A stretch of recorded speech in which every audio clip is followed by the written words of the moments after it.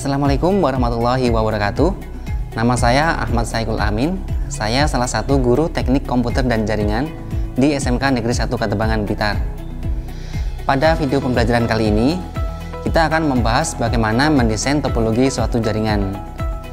Materi ini sangat bermanfaat ketika kita mendapat proyek untuk mendesain suatu jaringan di ruangan atau di gedung di perusahaan. Mari kita simak pembelajaran berikut ini. Tujuan kita mempelajari materi ini adalah: yang pertama, siswa mampu menentukan jaringan yang sesuai dengan kebutuhan pengguna. Yang kedua, siswa mampu membuat spesifikasi topologi jaringan, misalnya pada pengaturan bandwidth, kemudian spesifikasi perangkat jaringan, jumlah kabel yang dibutuhkan, layanan yang digunakan pada jaringan tersebut, hingga perhitungan biaya secara keseluruhan.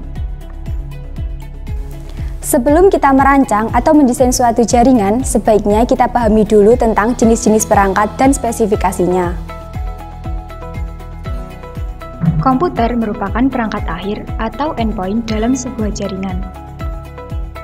Komputer saat ini dapat berupa server, laptop, dan smartphone. Dalam memilih spesifikasi, kita bisa cek kecepatan prosesornya, RAM, hard disk, atau SSD, pengolah grafis, dan line card. Selanjutnya switch. Alat ini berfungsi sebagai penghubung sejumlah perangkat jaringan, misalnya komputer, router, printer, access point, dan lain-lain. Access point. Alat ini berfungsi menghubungkan berbagai perangkat jaringan melalui media wireless atau Wi-Fi. Access point inilah yang membuat laptop dan smartphone kita terkoneksi ke jaringan. Access point memiliki beragam spesifikasi. Contohnya adalah frekuensi, TX power, data rate, tipe antena, dan lain-lain. Kabel LAN. Kabel ini sebagai media fisik yang menghubungkan antar perangkat jaringan. Misalnya komputer ke switch, router ke access point, ataupun router ke jalur internet atau ISP. Spesifikasi kabel LAN untuk jenis UTP adalah Cat5i, Cat6, dan Cat7.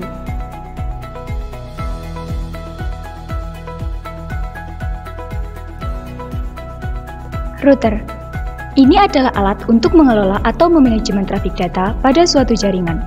Router memiliki banyak fungsi, diantaranya adalah sebagai firewall, pembagian bandwidth untuk penghubung ke jaringan lain, dan masih banyak lagi. Contoh perangkat router adalah RB951 dan RB1100. Untuk memilih perangkat ini, kita bisa melihat spesifikasi dari jumlah interface, fitur Wi-Fi, prosesor, storage, RAM, dan lisensi. Selanjutnya, kita juga harus memahami jenis-jenis jaringan komputer. Yang pertama adalah LAN, Local Area Network, merupakan jaringan yang menghubungkan komputer dalam area terbatas seperti ruang kantor, sekolah, dan rumah. Semua perangkat jaringan saling terkoneksi dan dikelola secara lokal. Metropolitan Area Network merupakan kumpulan dari beberapa jaringan LAN yang menjadi satu, sehingga bisa tersambung dalam ruang lingkup yang lebih besar. Wide Area Network merupakan jaringan yang jauh lebih luas ruang lingkupnya, seperti satu negara, satu benua, bahkan satu dunia. Internet yang bisa kita gunakan termasuk ke dalam jaringan ini. Jaringan nirkabel, sebuah teknologi jaringan yang memungkinkan sebuah perangkat jaringan dapat terhubung ke jaringan tanpa menggunakan kabel. Perangkat tersebut dapat terkoneksi menggunakan gelombang radio dengan frekuensi tertentu. Kemudian, kita juga perlu merancang topologi yang akan dibangun. Topologi merupakan desain awal dari sebuah jaringan komputer, di mana akan menjadi patokan utama dari para teknisi jaringan untuk membuat dan juga membangun sebuah jaringan komputer. Dan ini adalah beberapa contoh topologi jaringan komputer. Topologi bus umumnya dipakai pada jaringan berskala kecil, di mana semua perangkat jaringan terhubung dengan kabel tunggal. Topologi bus hingga saat ini sudah tidak banyak digunakan karena dinilai tidak praktis. Topologi ring. Topologi ini hanya membutuhkan koneksi jaringan antar komputer, di mana antar komputer server dengan klien akan terhubung menjadi satu siklus jaringan. Berikutnya topologi star, merupakan topologi yang paling banyak digunakan saat ini. Pada topologi star, setiap komputer dihubungkan dengan memakai perangkat yang disebut dengan hub atau switch. Hub ini fungsinya untuk menerima dan meneruskan sinyal-sinyal yang dikirim dari komputer satu ke komputer yang lain. Kemudian topologi mesh. Dalam topologi ini, semua komputer saling berhubungan dengan sifat yang bolak-balik. Yang artinya, semua data di dalam komputer yang terhubung di dalam jaringan ini bisa diakses dengan berbagai macam cara dan dari mana saja. Nah, pemahaman tentang topologi jaringan ini merupakan hal yang mutlak dipahami oleh teknisi jaringan, agar network yang kita bangun dapat terimplementasi dengan baik dan juga sesuai dengan kebutuhan. Tahap selanjutnya adalah kita melakukan identifikasi layanan jaringan yang sesuai dengan kebutuhan perusahaan atau organisasi. Jenis layanan. Contohnya penggunaan DHCP server, DNS server, web server, dan database server. Kemudian skala. Di sini kita bisa merancang jaringan yang disesuaikan dengan jumlah user atau jumlah perangkat yang terkoneksi. Bandwidth adalah kapasitas transfer data. Semakin banyak fitur di dalam website, maka semakin banyak bandwidth yang akan terpakai. Misalnya penggunaan video streaming, download file, ataupun traffic upload data.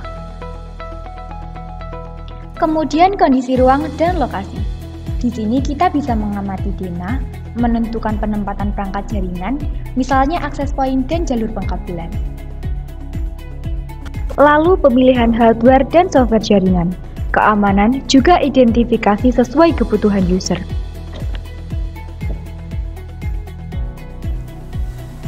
Sebagai contoh, mari kita simak studi kasus berikut ini, di mana terdapat sebuah gedung atau ruangan baru yang membutuhkan jaringan komputer di dalamnya. Sehingga pihak pengelola gedung menghubungi teknisi jaringan untuk datang ke kantor tersebut dan mendiskusikan tentang desain jaringan yang akan diterapkan dan kebutuhan-kebutuhan jaringan tersebut. Permisi, selamat siang Bu. Selamat siang Mas, silahkan duduk. Terima kasih sudah bersedia datang ke sini. Begini Mas, maksud kami mengundang Mas Rafli ke sini. Kami mau minta tolong untuk dibuatkan jaringan komputer di ruang administrasi kami yang baru. Baik Bu, boleh saya cek denah dan penataan meja komputernya? Baik, denah dan letak penataan komputernya nanti seperti ini ya Mas. Baik Bu, nanti menggunakan berapa komputer, masuk laptop dan smartphone? Oke, nanti kami menggunakan 10 komputer, kemudian menggunakan 10 laptop, dan ada sekitar 15 HP. Nanti apakah menggunakan mail server Bu? Oh enggak. Bagaimana dengan layanan web server Bu? Sepertinya enggak juga Mas. Dengan jumlah perangkat terkoneksi nanti Bu, kemungkinan bandwidth yang kita perlukan sekitar 20 Mbps Bu. Lalu perangkat yang kami butuhkan antara lain switch 16 watt, access point, lalu kami juga butuh kabelan, dan tidak lupa juga kami butuhkan router Bu untuk manajemen jaringannya. Baik, kalau gitu silakan dibuat jaringannya sekarang ya Mas. Baik Bu, boleh saya cek langsung lokasinya? Boleh, mari silakan saya antar ya Mas.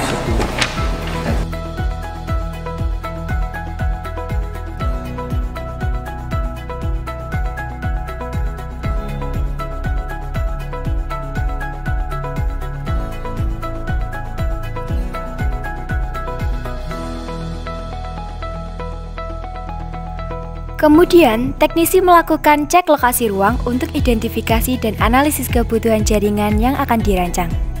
Dengan memperhitungkan layout meja komputer, lokasi server, jarak, dan penempatan akses poinnya.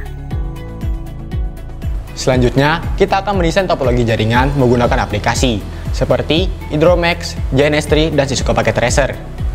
Proses ini memudahkan kita dalam mensimulasikan jaringan yang akan kita bangun. Kita bisa merencanakan mulai jenis topologi, IP address yang akan digunakan, dan perangkat yang akan dipakai dalam jaringan tersebut. Dan sekarang kita akan membuat desain topologi menggunakan aplikasi Cisco Packet Tracer. Di bagian sini terdapat beberapa komponen yang bisa kita pakai. Contohnya ada router, switch, hubs, wireless device, security, dan juga WAN. Di kasus kita akan memakai satu router. Kita taruh di sini. Satu switch. Kita taruh di sini. Dan juga satu call. Kita taruh di sini. Untuk device-nya kita menggunakan 10 komputer. 1,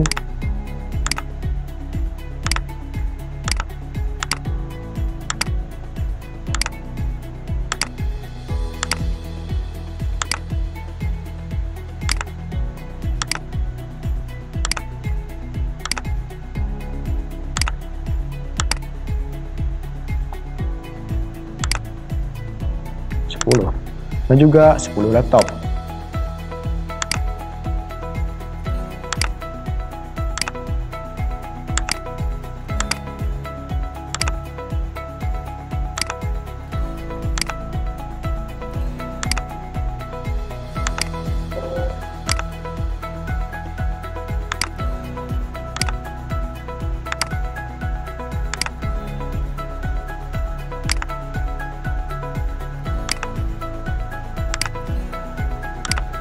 Oke, jangan juga lupa kita memakai wireless device.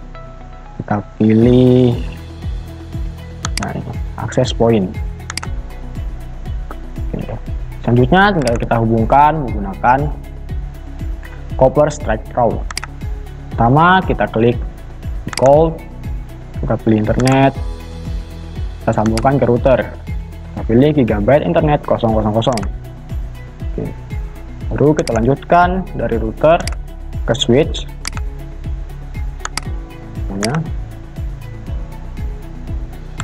Selanjutnya kita dari switch kita pasang ke masing-masing komputer. Komputer 1, komputer 2,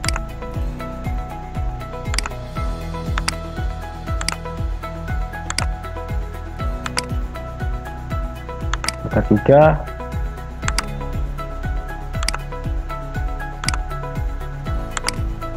komputer 4, dan seterusnya.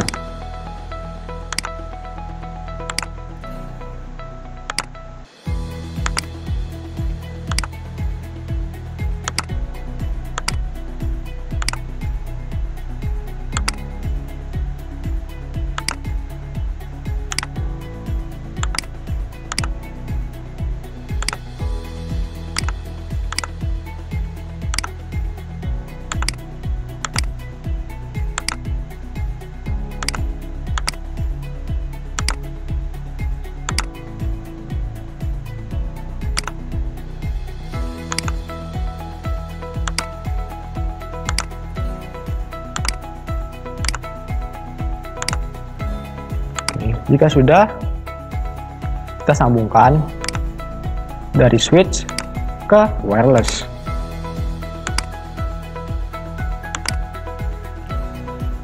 Lalu kita tambahkan 5 smartphone.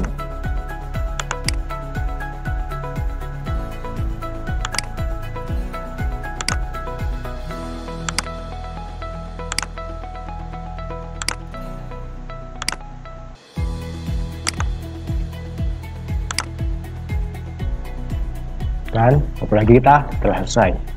Demikian proses simulasi atau pembuatan desain topologi jaringan menggunakan aplikasi Cisco Packet Tracer.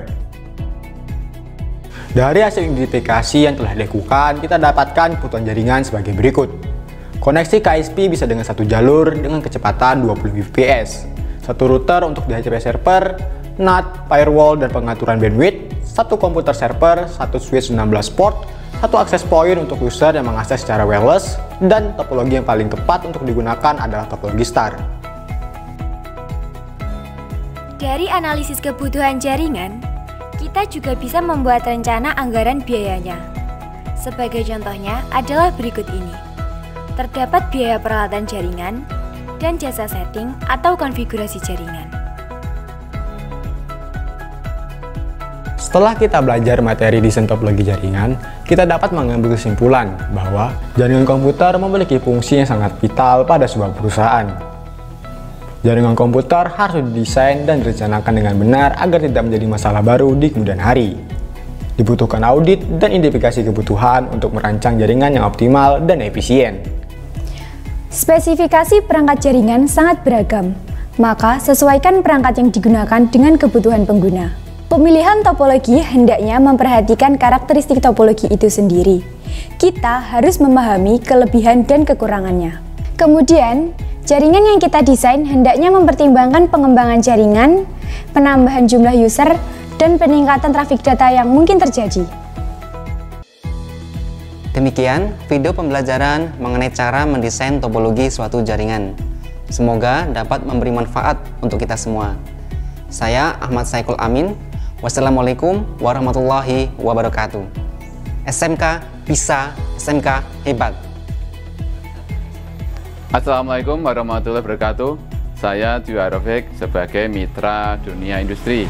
Video pembelajaran yang baru saja kita saksikan ini sudah sesuai dengan standar dunia industri. Penyampaiannya menarik dan mudah dipahami. Adapun perbedaan yang terdapat dalam proses praktik bisa dikatakan wajar karena video ini bertujuan untuk pembelajaran.